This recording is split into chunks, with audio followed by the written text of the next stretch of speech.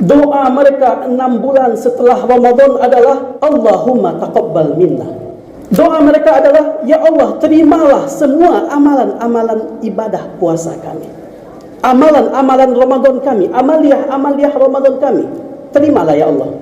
Dan 6 bulan berikutnya doa mereka adalah Allahumma ballighna Ramadan. Ya Allah, sampaikanlah kami di bulan Ramadan di tahun yang akan datang. Dalam kitab Lataiful Ma'arif, Imam Ibn Rajab Al-Hambali, beliau mengatakan, min alamati qabulil a'malil abdi waffaqahu Allahu bi a'malin salihah ba'daha. Tentu kita bertanya-tanya, kaum muslimin sekalian, dalam hati kita, dan harapan kita yang paling besar adalah bahwasanya Allah menerima semua amaliah Ramadan kita. Dan kita bertanya-tanya di dalam hati kita, apakah puasa kita diterima oleh Allah? Apakah amal ibadah kita selama Ramadan diterima oleh Allah Subhanahu wa ta'ala? Dan ada amalan yang sangat dianjurkan kaum muslimin sekalian setelah Ramadan ini adalah puasa sunnah di bulan Syawal. Dalam sebuah hadis dikatakan, barang siapa yang puasa di bulan Ramadan, kemudian dia puasa 6 hari di bulan Syawal, maka bagaikan dia puasa sepanjang tahun.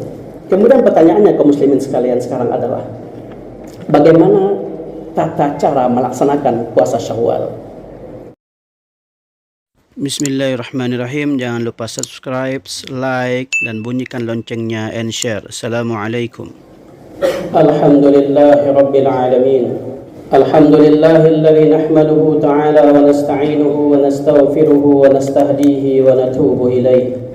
ونعوذ بالله من شرور أنفسنا ومن سيئات أعمالنا من يهد الله فلا مضل له ومن يضلل فلا هادي له أشهد أن لا إله إلا الله وأشهد أن محمدا عبده ورسوله لا نبي ولا رسول بعده اللهم فصل وسلم وبارك على هذا النبي الكريم وعلى آله وأصحابه رسول الله أجمعين. أما بعد فيا عباد الله أوصيكم ونفسي بتقوى الله فقد فاز المتقون. يا أيها الذين آمنوا اتقوا الله حق تقاته ولا تموتن إلا وأنتم مسلمون. يا أيها الذين آمنوا اتقوا الله وقولوا قولا سديدا يصلح لكم أعمالكم ويغفر لكم ذنوبكم ومن يطع الله ورسوله فقد فاز فوزا عظيما. يا أيها الذين آمنوا اتقوا الله ولتنظر نفس ما قدمت لغد واتقوا الله إن الله خبير بما تعملون. قال الله تعالى في القرآن الكريم وهو أصدق القائلين أعوذ بالله من الشيطان الرجيم بسم الله الرحمن الرحيم وتزودوا فإن خير الزاد التقوى.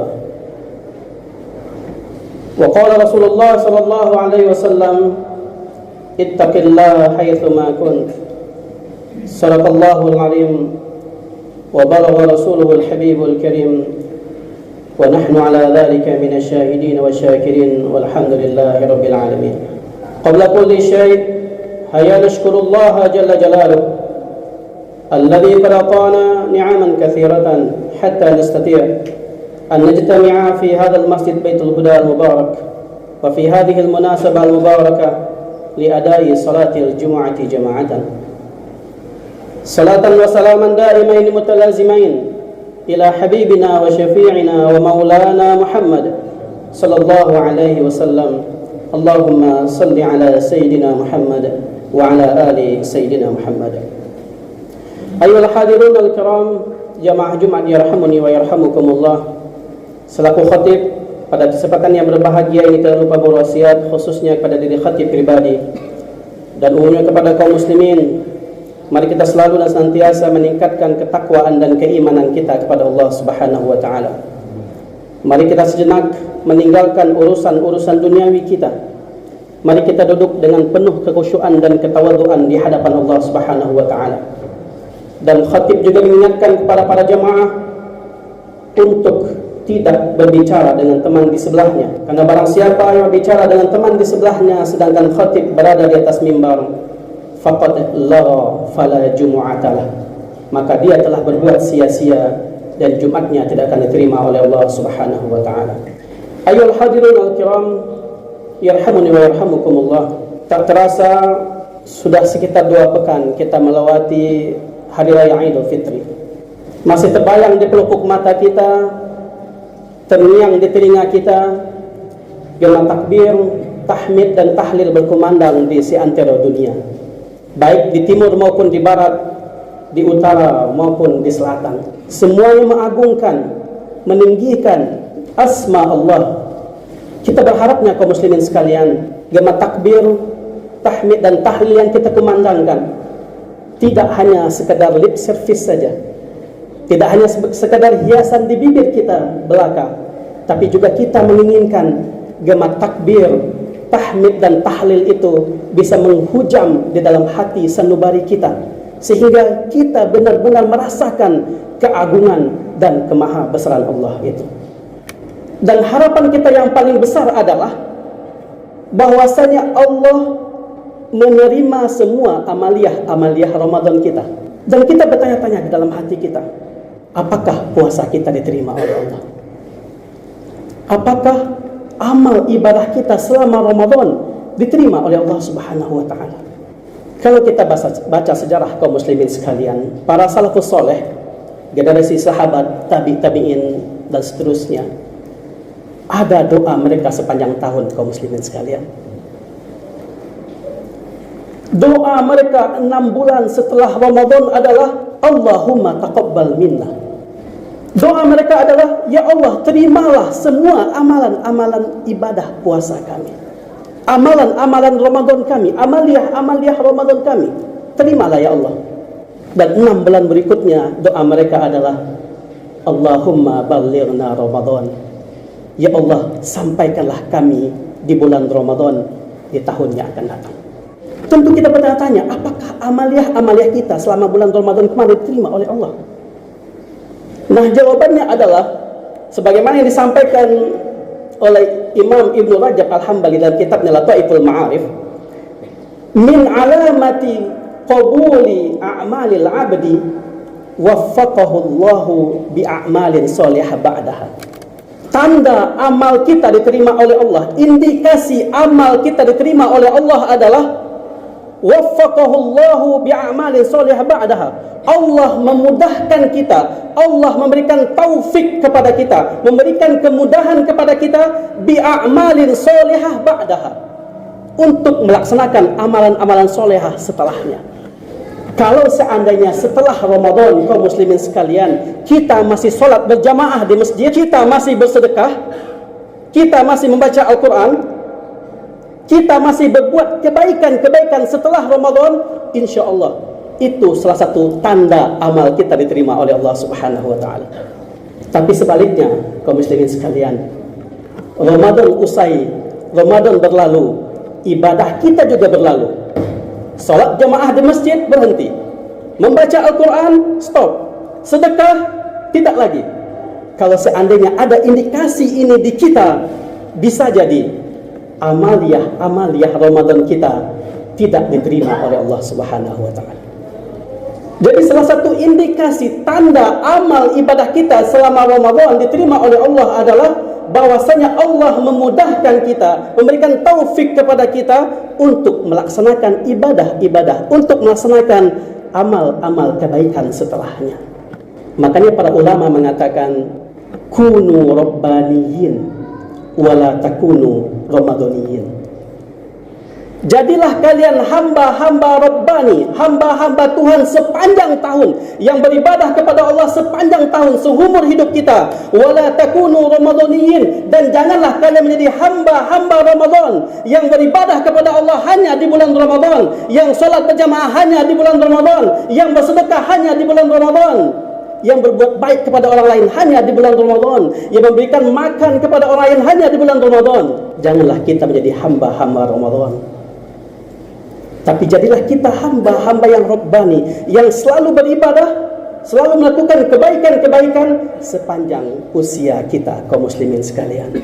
Dan ada amalan yang sangat dianjurkan kaum muslimin sekalian setelah Ramadan ini adalah puasa sunnah di bulan Syawal.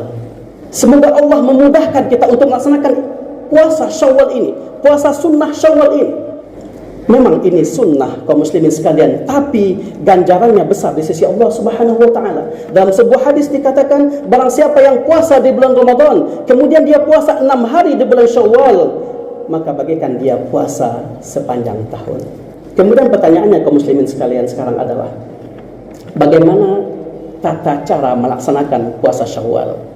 Di dalam kitab Lataiful Ma'arif juga diterangkan bahwasanya paling tidak ada 3 opsi bagi kita untuk melaksanakan puasa Syawal, dan kita boleh memilih salah satu dari 3 pilihan, 3 opsi ini. Pilihan yang pertama adalah bahwasanya kita boleh melakukan puasa Syawal langsung di tanggal 2 Syawalnya. 1 Syawal kita Idul Fitri, 2 Syawal langsung kita melaksanakan puasa Syawal, dan berurutan 2, 3, 4, 5, 6, 7 Syawal. Dan di sebagian daerah Indonesia, tradisi ini masih dipegang teguh oleh saudara-saudara kita. Makanya ada istilah lebaran ketupat namanya, pada tanggal 8 Syawal setelah mereka melaksanakan ibadah puasa sunnah Syawal. Kemudian pilihan yang kedua, bahwasanya kita boleh melaksanakan puasa Syawal boleh kapan saja, tidak harus berurutan, tapi masih di bulan Syawal. Boleh tanggal 2, kemudian tanggal 3-nya nggak puasa, kemudian kita puasa tanggal 5, kemudian tanggal 10, boleh. Tidak berurutan, dan tidak harus dimulai di tanggal 2 juga. Tidak apa-apa. Ini pilihan yang kedua. Kemudian pilihan yang ketiga adalah bahwasanya kita boleh puasa Syawal, boleh kita mulai pada tanggal apapun, tapi berurutan. Umpamanya kita mulai tanggal 13 Syawal, di 13, 14, 15, 16, 17, 18 Syawal. Artinya apa kaum muslimin sekalian? Pilihan-pilihan ini, opsi ini memberikan kemudahan kepada kita untuk melaksanakan puasa sunnah Syawal ini. Dan ketika Allah memudahkan kita untuk melaksanakan puasa sunnah Syawal, mudah-mudahan ini merupakan salah satu indikasi amaliyah Ramadan kita diterima oleh Allah Subhanahu wa taala. Hadirin jamaah Jumat yarhamuni wa yarhamukumullah. Mudah-mudahan khutbah yang singkat ini bisa bermanfaat bagi kita semua, dan semoga Allah Subhanahu wa taala memberikan kemudahan kepada kita untuk melaksanakan semua amal ibadah kita setelah Ramadan.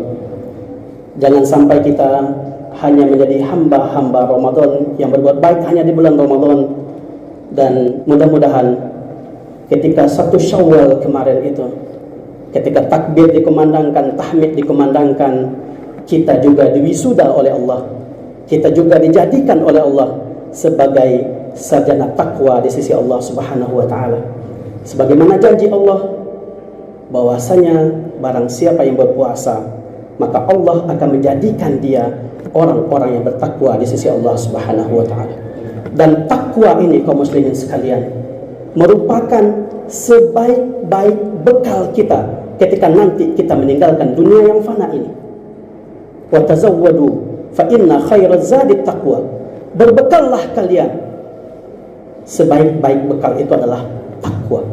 Mudah-mudahan ketika kita sudah jadikan oleh Allah sebagai manusia yang bertakwa, dan takwa itu terpatri dalam hati sanubari kita dan ada dalam hati kita, mudah-mudahan takwa ini akan menjadi sebaik-baik bekal kita ketika nanti kita dipanggil oleh Allah Subhanahu wa taala. Dan ketika malaikat maut mencabut nyawa kita, mudah-mudahan malaikat maut mencabut nyawa kita, kita sedang melaksanakan kebaikan-kebaikan di hadapan Allah Subhanahu wa taala, sehingga kita diwafatkan dalam keadaan husnul khatimah.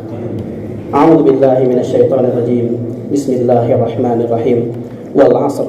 Innal insana lafi khusr. Illa alladhina amanu wa 'amilus solihati wa tawasaw bil haqq wa tawasaw bis sabr. Barakallahu li wa lakum fil Qur'anil Karim wa nafa'ani wa iyyakum lima fihi minal ayati wa dzikril hakim wa taqabbala minni wa minkum tilawatahu innahu huwal ghafurur rahim. Syukran alal musyahadah. Thank you for watching. Assalamualaikum.